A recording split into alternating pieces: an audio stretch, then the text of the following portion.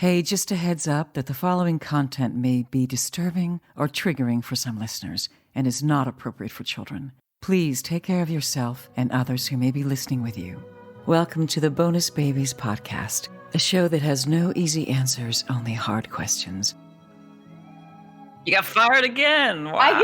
She loved to fire me. But I was still there. I told her, you can fire me all you want. I'm still going to be here. I'll just give you time to calm down.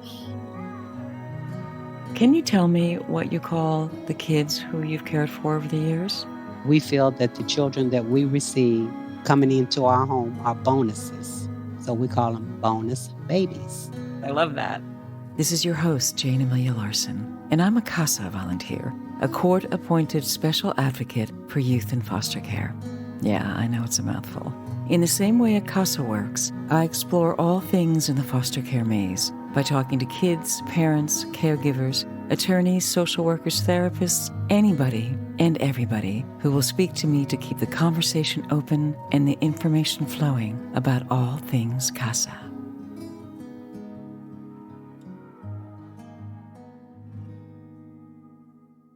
My guest today is LaTanya Hill. She has a law degree, she's a writer, she's a Reiki Master, and she is a powerhouse CASA. I don't know how she does it all, but she's an inspiration and has changed the life of a young woman through her CASA work. Hey, so I am here with my friend LaTanya Hill, who was my CASA classmate. Hey, how you doing? Hi, how are you, Jane? Doing well. You were one of the first people that I interviewed for my book, and in it, I described you as a born and bred Southern black kitty cat who loves tequila and has a mind like a steel trap. Okay, so let's talk a little bit about you and how did you start working with children? How did that come about? Because I know CASA wasn't your first experience. No, it wasn't. It's so weird because even when I was a kid, was working with children down in Alabama at the McDonald Hughes Center, which is now defunct. It's not there anymore. My mom was working there, and I started helping her out and working with the smaller kids. And that sort of set the tone for everything, and her being a teacher and me going in and teaching the little kids and stuff. So that sort of set a tone and sort of instilled that kind of desire in me. I liked it a lot. And so throughout my entire career, even when I was in college and stuff, I would volunteer and help with little kids and stuff. And then when I came out here, I ended up being a substitute teacher for LAUSD. And Oh, wow. You did do that? yeah, That's hard work, isn't it? it was crazy work. It was very hard because, as a sub, they really don't like you. And I worked in South Central, which is now South LA. And so I went straight into the hood. I was like, yeah, I'm going into the hood. I'm going to give back to the community and blah, blah, blah. The old Southern girl thinking she's doing something great. And the kids were like, lady, we don't even know you. You don't speak our language. You don't understand us. And so I had like a lot of growing up to do with those kids. They taught me a lot. And in return, I taught them how the world will work for them. Really? Huh. Yeah. I mean, there was times when I talked to girls about boys respecting them and the type of clothes that they should wear and not wear if they want to be treated a certain way because the people, no matter what, are going to look at them a certain way. There were girls who I talked about or talk with, I should say, about how to be a young lady and how to carry yourself and not to let boys let me put it like this. There was a boy who is pimping out girls on campus. This is 6th grade, by the way. 6th grade. Sixth Wow. grade. Pimping out girls on campus by selling kisses to other boys for $0.25. And Oh my gosh. yeah, See, that stuff happens. People think it's not happening, but it is. It's happening. yeah, it absolutely is happening. And this is in the public school system somewhere. I mean, I was just floored when one of my girls came and told me. I was like, what? She's like, yeah, he asked me to be. I said, no. And where is he? And bring him in here. And it was like a whole big thing. Obviously, he got suspended, but the fact is that the girls were okay with it. They didn't see anything wrong with giving these other boys a kiss for 25 cents. And then, of course, he gets a cut of the quarter. Wow. Wow. 6th grade. Wow. Sixth grade. And of course, that kind of thing just escalates, right? It starts with that, and then it becomes something else. Yeah, We've seen that in our work. So what made you want to become a CASA? How did that come about? so I used to, after teaching, I went in to work with the DA's office in their victim witness program, and my specialty was I'm working sorry, in what uh, program? the victim witness program. The victim witness program, yeah. Yeah, I hope that they still have it. I think they still do. It's not as popular as it was back then, but for sure it was at the time. The DA at the time was very pro victim witness and pro victim and stuff. So I just happened to come in at the right time at the right moment, and my background, because I work with kids most of the time, they chose me to work with the child sexual abuse unit, which was over at the Child Crisis Center in Torrance. So What was that like? that was, oh my god, that was really it was scary, and it was scary because a lot of people you wouldn't think would be predators are they're predators. I mean, they're in the way that they handle it, the professional predators, the way they use the language, the way they make it so it's so difficult to, when you do catch them, to go into court and get them like convicted. It's crazy because we would actually, not only would I represent the victims, I'm there also in the multidisciplinary interview where you have the little child on the other side with the doctor asking questions, the expert asking questions, and we're over there, me, the DA, the police, law enforcement, the social worker, other doctors. We're there like making sure, the questions are asked appropriately, and we're taking notes and everything, and we're asking questions that they should ask. And the weird thing is, like, it really is like, oh, you have a little doll, and they say, can you tell me where they touched you? And they'll say, oh, the Nikanaka. And they're like, Nikanaka? And you're like, what's a Nikanaka? Right, so it was like a little language? Yes. Right, so depending on the kid and whether they were making it up or maybe their predator taught it to them? Predator taught it to them, taught them the language. So you can't go to court and say Nikanaka. What's a Nikanaka? Then you have to go into this long explanation of what is a Nikanaka and what does it mean? And you have to show the doll, and you have to have the kid come in and show it and point it. And most of the time, these are little babies. These are not teenage. This isn't like the statutory rape. I had like the little babies, the little 5, 6 year olds, the people under. Yeah. Wow. Yeah. So and they get confused, obviously, so easy. So you Nikanaka, oh, that's vagina, or that's penis, or that's, anus, and you have to do the chart and you have to write it out. And it was just crazy. So it was amazing how horrible these people are and can be. Right, and actually for you to say that is a lot. For my listeners that can't see LaTanya right now, she's wearing a t-shirt that says "Savage," and Yeah. that's because she's one of those, like, you are savage. I mean, but you're like a really smart, cool savage, which is great, but for that to be terrifying for you, that must have been a really big thing because It was stressful. I mean, we had to have mandatory counseling once a month just to de-stress from reading these police reports and meeting the kids, and because no matter what, we could never show anything negative or anything that would, will make them like go back to what it was, because you're interviewing them. So when they get to us, when I'm one-on-one with them, all I'm thinking about is how can I get them services? Can I get them to move out? Like, where can I get housing for them? You know, but is there one case that stands out for you? there was one case where, well, actually two. One was the mother found out that her boyfriend was molesting her little baby, Her baby, like baby months, like not even a year old. And when she confronted him, he beat her to the point where she was in the hospital. I wow. had to go to the hospital to talk to her. We're at Child Crisis Center, which is in Torrance at the hospital. So I had to go walk over there and meet with her, but I couldn't really talk to her because she was like all bandaged up. I mean, he pretty much was trying to kill her. It really was that point. And because it was a little baby, obviously the baby can't talk. So everything came from her in the police report. And that one was really hard. And then there was another one where a young girl was kidnapped by five guys in a van, and they basically drove across the country raping her continuously, beating her and raping her.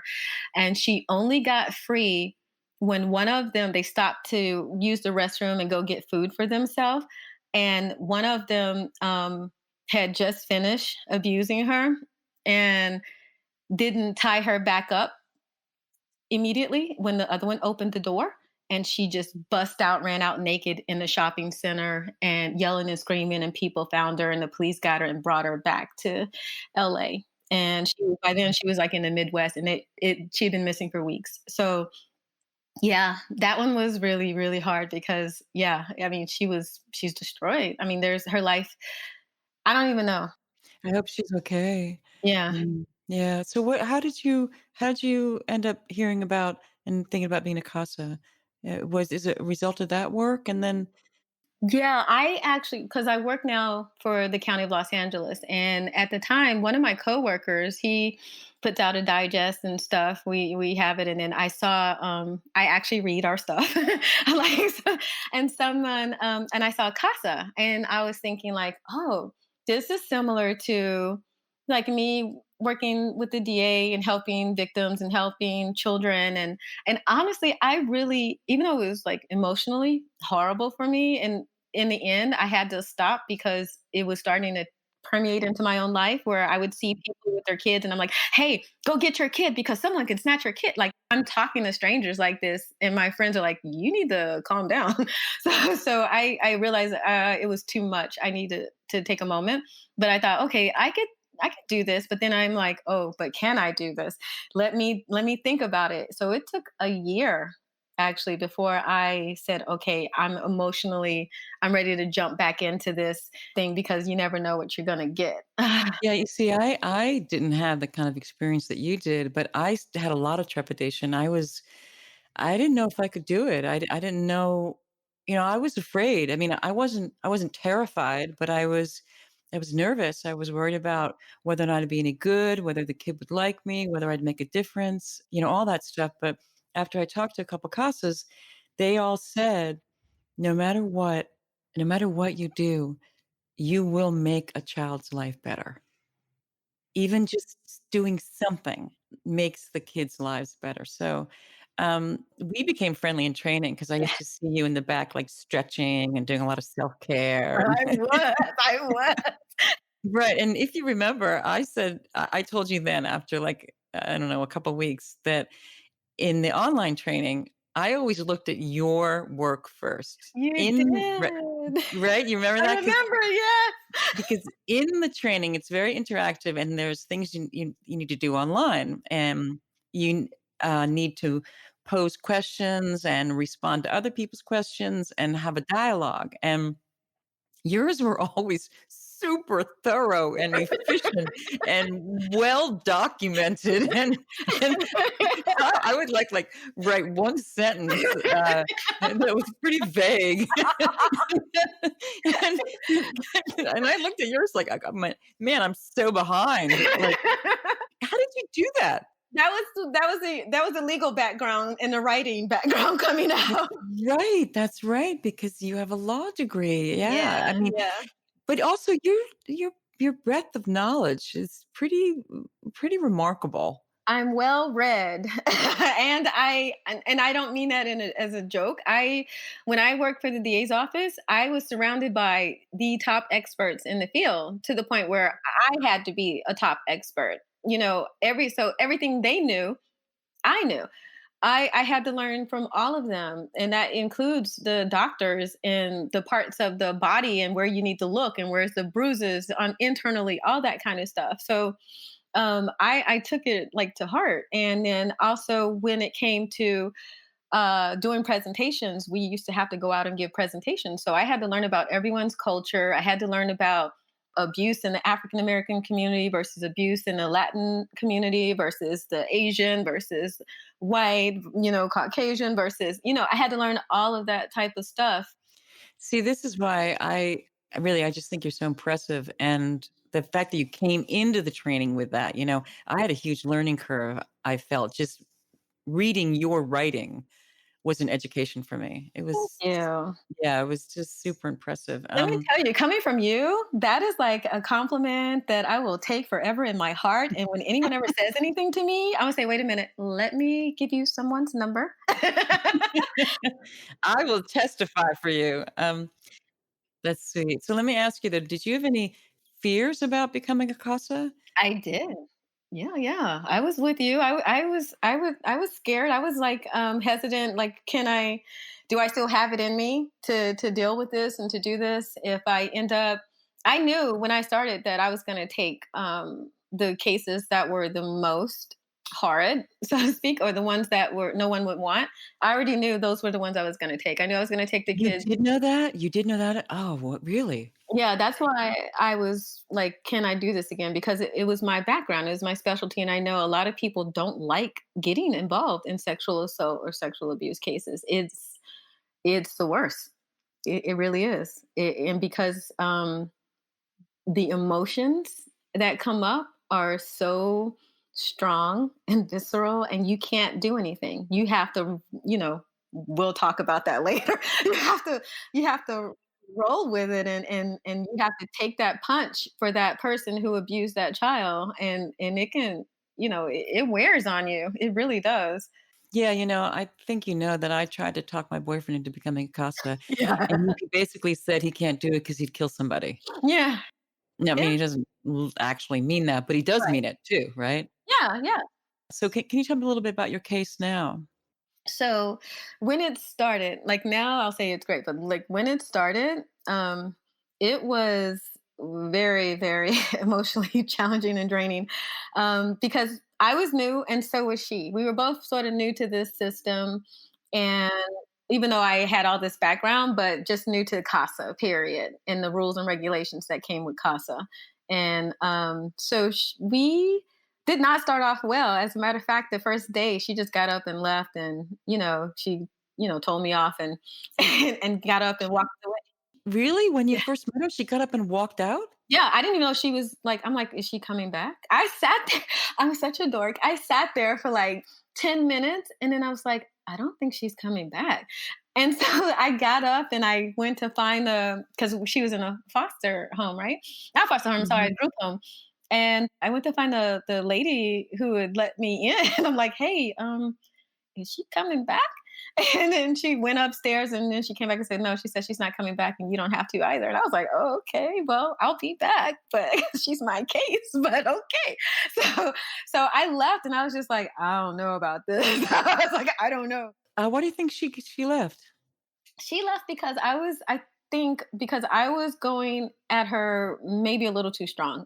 Now that I look back, when I say too strong, meaning that I was like, oh, well, we need to, talk about your schooling and what are you doing in school. We need to, like, I was already trying to figure out her life and solve things. I'm like, you're 15, you're gonna be 16, so we have to prepare you.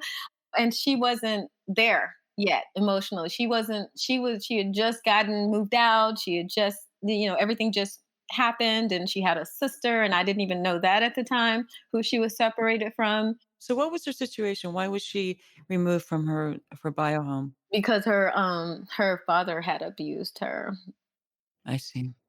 and so she had to be relocated, had to be moved out. And that was when she was a teenager. Yeah. Yeah. Wow. Mhm. Like, I mean, there's no good age. They're all very difficult ages to be removed from your home, even if it's to save a life, right? Yes, and she came from a well-to-do kind of family, so that is another thing altogether that makes it even more complicated, because people think that, oh, if you're in a well-to-do family, then you have everything at your fingertips, and it's so easy for you. But not really. Not when it comes to certain situations. The well-to-do family takes it way worse, way harder than the family that's not well-to-do. Believe it or not, and I and Really? I You think I so? know I think so, in my opinion, and what I've seen, and I say that because they're used to people taking care of things or handling things for them, and they're not used to like harsh stuff really truly coming at them. Very, very difficult. So when it does happen, something like this, they're just like, okay, I don't want to focus on it. I want to like smooth it over, and I want to just sort of pretend that it didn't really happen or something. And also when you're moved out from this really nice area to this area that's not so nice, and you're not accustomed to that type of lifestyle. I see, I see. Yeah. So you think that makes it particularly difficult. It made it definitely difficult for my girl, my case, because she was used to a certain lifestyle, and now that lifestyle's gone, and being able to like say I want this, I want that, and then easily it comes to you, and then now you say I want this, I want that, and they're like, yeah, right. So how did she end up in a group home? Because there was no family to take her. No That family wanted her. Mm-mm. No, it was only the father's family here, the mother's family somewhere else. So, obviously, the father's family they were with the father. They weren't necessarily with her at the time, and so they weren't. And it wasn't a lot of them either, and they're way older. So, yeah. What happened to your relationship with her? How did it evolve or Oh my God, it was tumultuous to start with. Wow. Oh, it was so tumultuous. She fired me so many times. And I finally like got in her head that I'm a volunteer. You can't fire me. you know? And then I mean, she would like run away. She just like would go off on me, and I was gonna quit. I mean, I was going to like stop. I was like, this is just too much. I can't just. This girl is just like. My thought was like, she just doesn't get it. She's so ungrateful. She like you're working so hard, and she's like so nasty and so mean. I was just like, oh my. I mean, she was there. Right, so what was the group home like? The group home was like not good. In what way? Yeah, in what I way? mean, because the staffing was just, uh, they let the kids run wild, and I think that was another problem because I was trying to like insert some discipline and structure in her life, even though we weren't in the same spot. And she was just like, "Who are you, lady? I can do whatever I want here, or these people don't care." They were, I mean, from what I gathered and what I saw sometimes they were, acting like these kids were their friends and buddies. And I get it to a certain extent. They're there with them and they want them to have that kind of, you know, collegiate kind of familiar, whatever, relationship. But there's a line. Was this like a group home with 10 girls Oh or no. 20 or what? It was like hundreds of kids of various Hundreds of girls. age groups, various age groups. From they had kids from kindergarten all the way up. Yeah, and so in her home, there was probably there's probably like 30, 40 kids just in a home because they have different homes for different age groups. So as you go up, you move to a different home, right? But you're still on the same campus. I see, on the same campus. Yeah, it's almost like a college dorm. It's almost like a college campus with everything around you. Oh gosh, and trying to take care of so many kids at once. It's a lot, and then some of the kids were, like, prostituting there, so they would have pimps and stuff, so they jump off and go out of bounds, as they call it, which is basically leave campus and go somewhere else and do stuff, and so I was, like, fighting to make sure she wasn't one of those, and sometimes, like, people would not call me back when I wanted to talk to her. I wanted to get information or, because, we have to like talk to the therapist. We have to talk to the doctors. We have to talk to the supervisors and all the people in the school and everything. So I was just going through my list as we learned in class of people to contact and speak with. And even to this day, her first therapist at the place, I still have not talked to this dude. I've not She never communicated with you, or he he never communicated. I was there sometimes, and I met like the person who was running everything, and she introduced me to the staff and stuff, so they knew who I was, and I was like just like this shirt says, I was a savage on them. I was not taking any prisoners. I was just like, no, you're going to give me this, you're going to give me that. And if you don't, I will get over there. I would drive from West LA all the way over to that place, which took forever. and Oh, I remember you had really long drives, right? mhm. Yeah. Yes, I Yeah, did. and that's part of the deal. Yeah. That happens in Los Angeles. You can live somewhere and your kid could be anywhere in LA Yeah. County. Yeah. Right. Yeah. And you take that as you accept it, right? Right, but what you're saying about just being like a terrier about it, that is what works. I remember this is true for me too. I think probably all CASAs. You just get in there and you keep on going. You keep Yeah. on making the calls. You keep on making the visits. You just keep on it, keep on it, keep on it, and that's the way you get the information that you need. Right. And that's pretty much how it happened. And when they realized like, oh, this crazy lady will show up. If she doesn't get it, she'll actually show up and go to the head boss. And, there after that it was like, oh, okay, they'll just send whatever. And then I had to deal with the school. Then we maneuvered to the school because her grades, she went from making A's and B's where she was in her very nice school to another very nice school, to be quite honest. I looked them up, I checked them out because she was telling me it's a horrible school and this and that. And I'm like, let me check this out. I'm like, oh, once I took over her ed rights, remember I became her ed rights holder. So that's another thing that CASA can or cannot do. Or, I mean, should you have a choice if you want to be the educational holder? And so I was because there was no one. Yeah, I did it too because there was no one. Yeah. Yeah. Yeah. Yeah, So and it's really important for the kid to have somebody to fight for their educational rights. yes, Yeah, so, how's she now then? How because so she fell really behind once she ended up in the group home, right? she did. And she was acting out. She was up to bad behavior, right? Right. She lashed out. She disappeared for a moment where she almost got kicked out of the group home. And I was just like texting her friends and trying to like, where is she? Tell her to call me. Tell her she's gonna get kicked out. Like, and me like calling them saying, look, don't kick her out. Like going talking to the attorney, everything. Like, look, don't kick her out. Social worker, don't kick her out. If she'd gotten kicked out, what would have happened to her? She would have been in one of those like a center, like where the homeless people go, where they put them in a center right there in waiting. They had nowhere for her to go. They had no home, they had nothing. I'm like, where would she go? And they're like, well, we can put her in a center to shelter for a minute. I said, she can't go in a shelter. I'm like, this girl went from a really nice house where she lived to this group home where she has like nothing. And now you're talking about putting her in a shelter? This is not going to happen. We're not going to do this. So, yeah, I was just like, no, she's coming back. No, don't do it. I was even considering like if it gets this bad, then I'll just like take over and, have her, I'll become her guardian and like official guardian and Alright, can you do that? Would you have had to, that's a long process, right?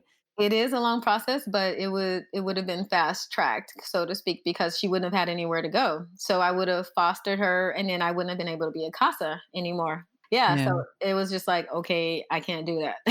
That's right, because you can't be both, right? You can't be a CASA and the guardian or Yeah, a CASA and the adoptive parent, right? yeah. So luckily she came back, and then right on time before the Yeah? date. You mean like she just made it in under the wire? Yeah, she made it under the wire because I was like, if you're not back by this time, you don't have a bed. You're in the streets, girl. You're in the shelter, and I can't help you.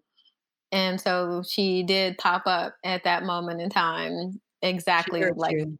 yeah, she heard me. And then after that, like we had another another battle grand royale where she fired me.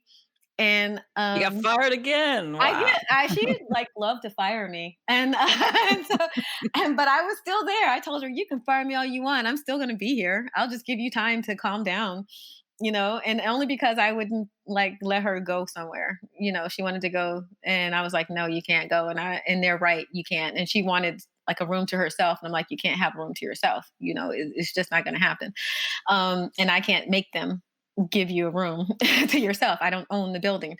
So she fired me, and then I gave her a moment to calm down, and then we just sort of like got back together because she needed me for again ed rights.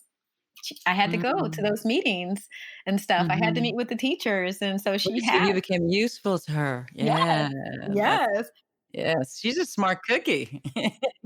That was another problem too, actually, because she was so freaking smart, and I would send her all types of information, and she would actually look it up and double check and everything, and then she learned the system on the other side with the kids who have been in Right, it you mean for a she learned while. how to game it, you mean? Yes, yes, she learned how to game the Mm. system, so I had to learn how to game her game. Wow. It was Wow. Okay, that was not in the training, no. if I rem right? It was definitely not in the training. No, and I'm telling you, she worked me. I was like, this little girl is working me so hard.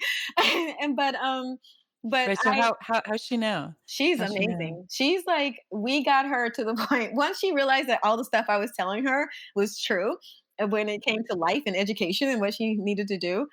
She finished school early. She graduated with like A's and B's. We was at the top of the class and stuff. I think she graduated like 3 months early, and because we had her fast tracked, and so I had her taking classes online while she was in school at the same time, and Wow, yeah, wow. we sat down and we made a plan. She and I told her, look, you're like, okay, you're about to graduate. You're the adult now, and I'm going to treat you like an adult from here on out. No more treating you like a kid. I'm speaking to you and talking to you like an adult. We're going to sit down and we're going to make a life plan. And we did it. And she's on it. I mean, she graduated, she got a job. She's in school now, taking She's in classes college? online. Yeah. She's in Wow. taking classes online, making great grades. She has her own place to stay because, they give you a place to stay when you're Yeah, yeah. yeah, yeah, yeah, because she's still in the system because she's not yet 21 Yep. and she's in school, right? That's Right. great, and boy, she came so far 'cause if I remember, didn't she, didn't she pull out a lot of her hair? She did. And thank you so much. You hooked us up really great Y with someone. yeah, Yeah. She yeah, and did. then we arranged for my friend, the hairdresser, Mhm. um, to give her a style that would make it a little bit better, right? Yeah, That and would she did a at a great job. She actually asked me later on, she was like, "What's her name again?" And forwarded her the information because, I told her you got to start handling your business and your life and call me when you need me. When you can't do it, call me and then I'll do it for you and I'll show you how to do it. So next time you'll understand how to do it. And that's how we've been doing things from here on out. But yeah, she had that thing because it was her nervous tick. Whenever she got Mhm. stressed and upset and everything, she would just like pull out her hair, and she had like beautiful, beautiful, beautiful hair. I was like, "Oh my god, girl, don't mess your hair anymore." So she learned. She's past that, and I mean, she's a firebrand. She's gonna rule this world, man. She's amazing. So, how do you feel about the work that you did? How do you feel about your role as her CASA? I am happy. I'm very honored, and when I hear her sometimes speaking, and I hear my words, and and I hear my words in You mean like she's like remembering what you're saying and then she's saying it back to you? Oh, yes. cool. Yes, and I'm just like, "Oh my god." I said, "You are my spirit child. You really are. You gave me hell. You're my spirit child." And she just laughs and stuff, and she's like, "How do you know everything? How did you know so much? How did I don't understand how you know how to do all this stuff." And I said, "Girl, I've lived a long, hard life." And that's what I do. I said, I learned the same way you are. You go through things and you learn how to deal with them, or you see other people go through stuff and you learn from their mistakes. And I said, and the thing is, I just didn't want you to make some of the mistakes that I saw other people making. And so I always tried to clear the path for you. But sometimes you got to learn by experience. Yeah, have you learned about yourself, through the work as well? I did. I mean, I told her, like, she taught me a lot too. Like, she taught me, I have to say, like, a lot of patience. And not just in a, like, oh, I'm so patient kind of way, but patience as in when people have stuff going on and you don't really understand what's happening, you see them, but you don't see them. right? So when she was firing me and acting out and doing stuff, it had nothing to do with me, and sometimes it didn't even have to do with her situation.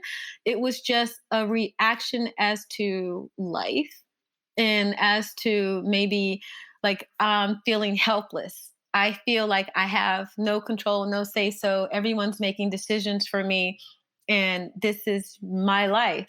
And once I figured that out, it clicked in my head. I think that's really what changed our relationship. When I was so used to being in control and taking control of a situation when it came to everything because of my previous work. It never crossed my mind that this is a young adult who, even though she's had a traumatic experience, she still needs to be in control of her life.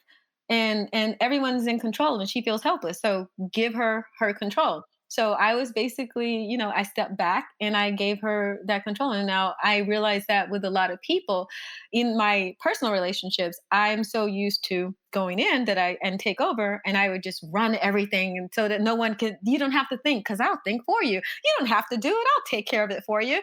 Basically, just sit back and relax. I got your life covered. and, and Wow.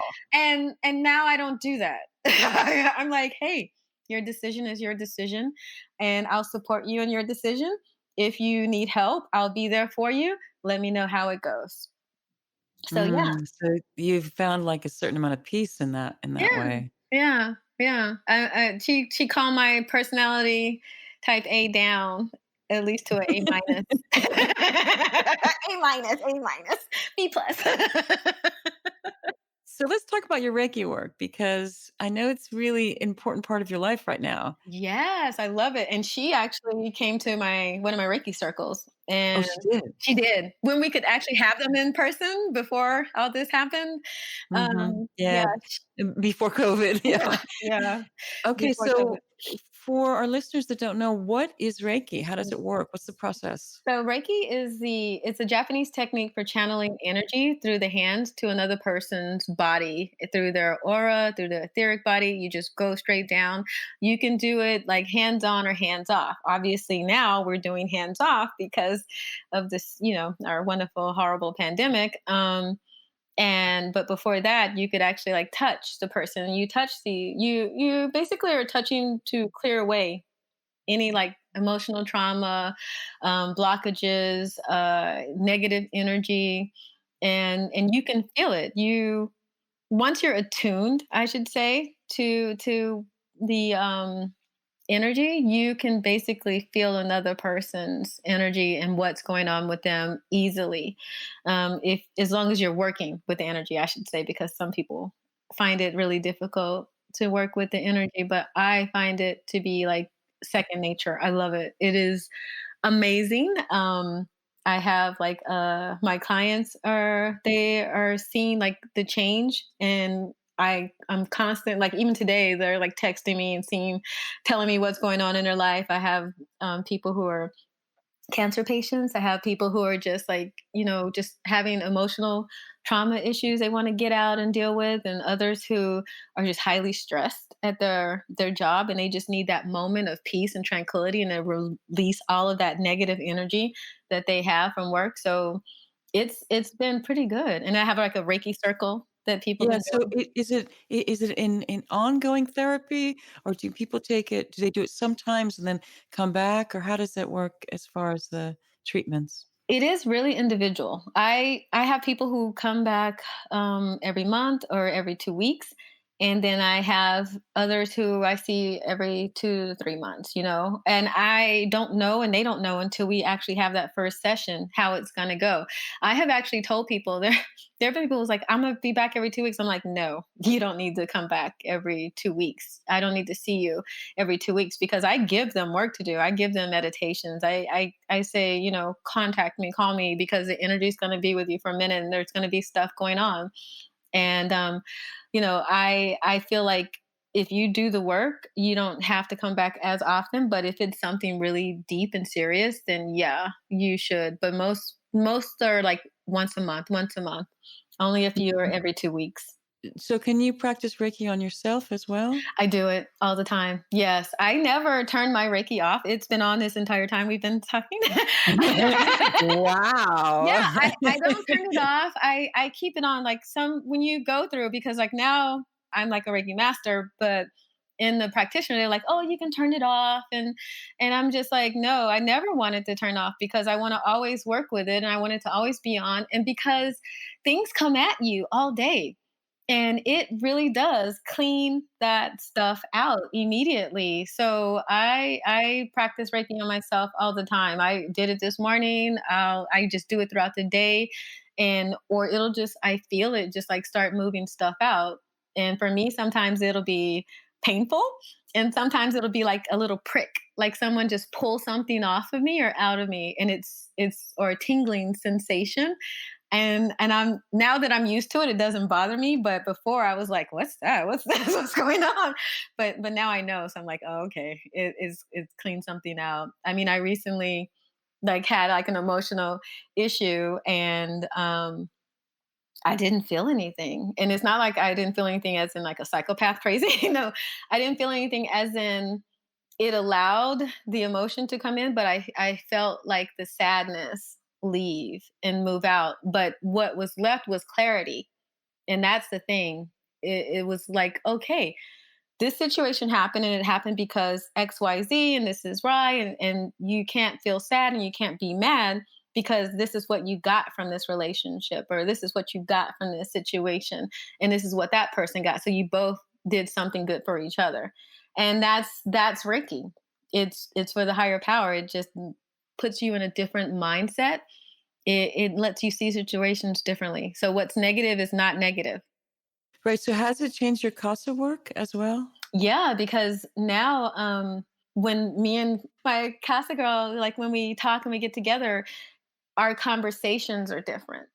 You know, it's more of a like a spiritual do good. Let's be balanced. Let's take this negative and let's see the positive kind of stuff in it. And and we're supposed to well when this is over get together and she's going to come over and we're going to do sessions with her and stuff because we're going to release all of that trauma and stuff that might be left over so that she can really focus. But she's doing it. We do it. Like we have that like a little Reiki kind of communication together and stuff. So it works out quite well. She likes it. She loves it. She's like, I like this. When she did the circle, she's like, I really like this.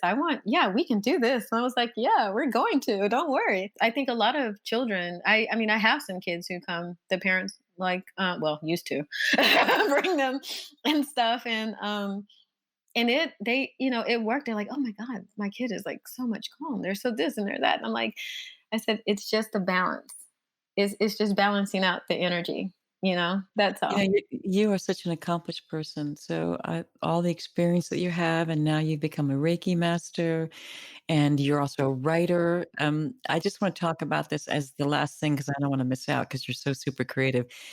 But the book Dollhouse Corporation. So I don't even know what to call that genre. It's like metaphysical, crazy ass, Yeah. cool shit. So how can you give me a quick description for art so that when people go out and look for it, Are they you kidding can. me? You just gave the best description I could ever. you just It's a gave wild read. You Yeah. just gave the best description ever. What are you talking about? I love your description. All right. Your novel is called The Dollhouse Corporation, right? Dollhead Corporation. I'm sorry, Dollhead Corporation. I I love your can't remember the description. title. Right. Sorry. It's okay. I love your description because it is really wild and it's out there and it is metaphysical sci-fi.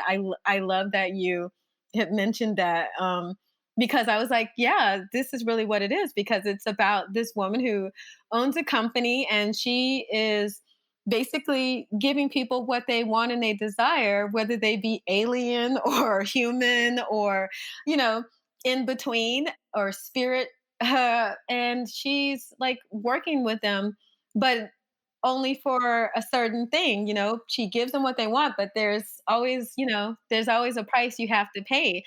And for each little story and each little novelette, there is a price that everyone pays for what they want. That's right. There's a Faustian bargain in each Exactly. one, right? I Yeah. love you got it. You really Yeah. did, 'cause Yeah. I love, that's one of my favorites. I go all the way back to Edgar Allan Poe, and I go all the way back to all of that type of, literature is the basis almost for this type of book. And it was a lot of some of the stuff that's in the book, people think, oh, that can't happen. But trust me, I researched this stuff. There are people doing this and in different countries and different places. Some of the stuff that's in there is like a little out there, but there's been folks trying it. Yeah, it's fiction, but it's based on some real stuff that's happening and going on. And then, of course, I just take it to a really crazy level because my mind is just totally out there. So it's like you either really love this book or you really hate this book, or you're just like, I have no idea what I just read. Okay, I felt all those three things actually. It's true. All right, so this is my last question. So, what one thing or things would people not know about you unless you told them? I'm such an open book a lot of times. I think what they don't know is that really I'm basically a very shy person. Okay, yeah, that's funny to me. You say you're an open book. I don't feel that way about you at all. You don't?